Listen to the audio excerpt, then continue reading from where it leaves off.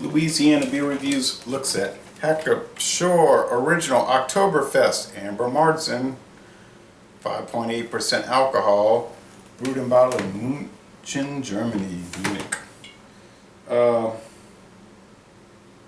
They say on the bottle it's an ale, but it is not an ale. It says best before May of 2016. Last week I received 3 beers, 2 from Polaner, Oktoberfest, Wiesn, the original Oktoberfest, and then this one also. And they contacted me and said, would I like to do videos on 3 different German beers? And I said yes. And I want to thank Sarah for arranging this to be sent to me. Alright, they say the Polaner Brewery does the Hacker-Pschorr brewing, okay? And there's a woman riding on a horse. Maybe you can see that on the label, it's kind of small. Hacker-Pschorr says since 1417, in the days of the German First Reich, the First Empire Nation. Okay, and it's 2 families, Hacker and Pschorr, that came together through marriage and eventually combined into a single brewing company.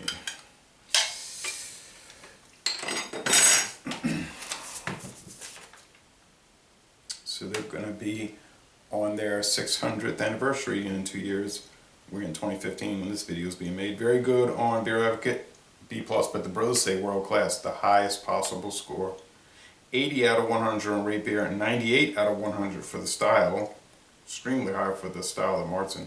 And a most excellent score on the beer and neat, which would be a solid A. So I've never had it. I had the Hacker-Pschorr wheat beer and that was beautiful. This is a Guinness glass, but it's sort of a thing you would have, kind of glass you'd have at Oktoberfest.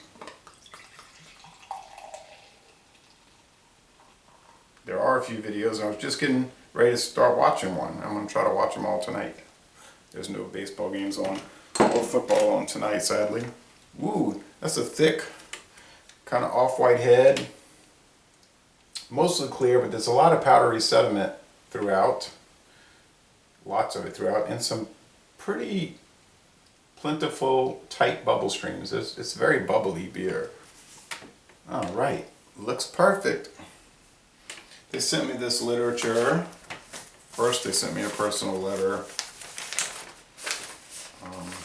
Dear Ronald, as I mentioned, please find the samples here, and then they had some little information.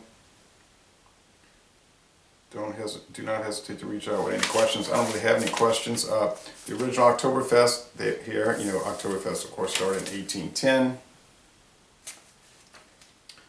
They're saying it's made according to the Reinheitsgebot, 1516. Now they're saying aroma caramelized barley sweet malty nose. Okay.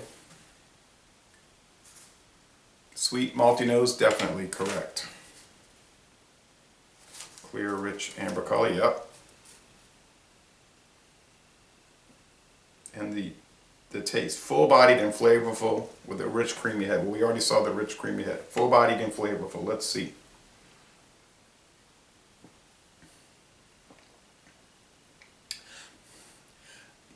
It's not heavy, but it has body. It's like medium, maybe you could argue high medium. It's definitely not thin and watery. Flavorful, definitely. Toasted malts, bread crust, even brown bread. An appropriate bitterness, but it's not a bitter beer.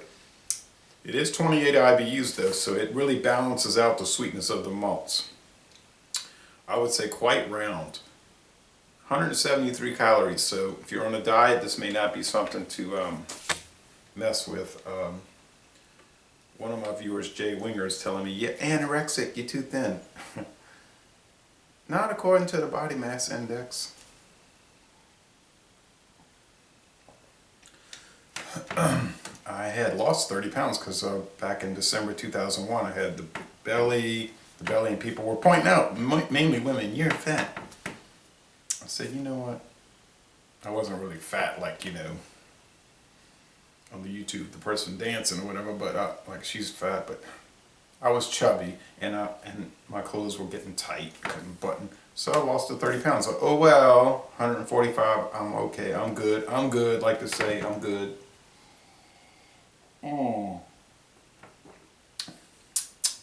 Crisp.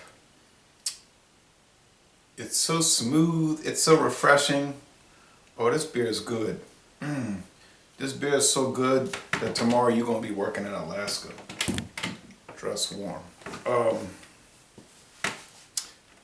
I gotta give it an A. I mean, it's an A beer. It's a most excellent beer. I mean, you could really like get so excited about it. You could almost go to an A+, but I don't want to go overboard, you know. But it's a solid A beer. If you want a beer that's really, really good, like you're gonna love, this is the beer. But it's not an ale like they say on the bottle.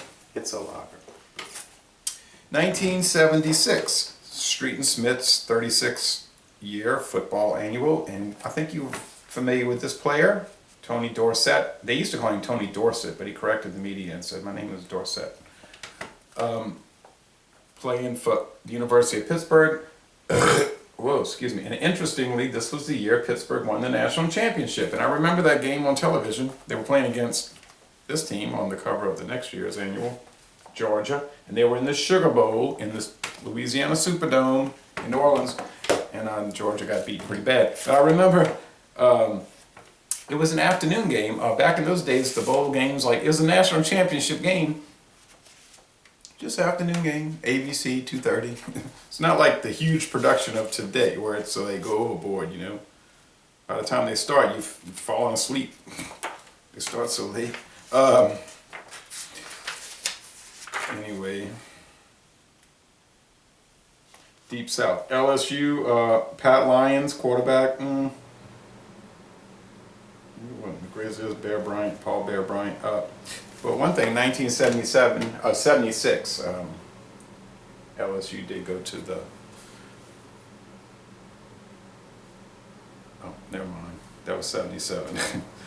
They didn't go to a bowl game in 76. They weren't good.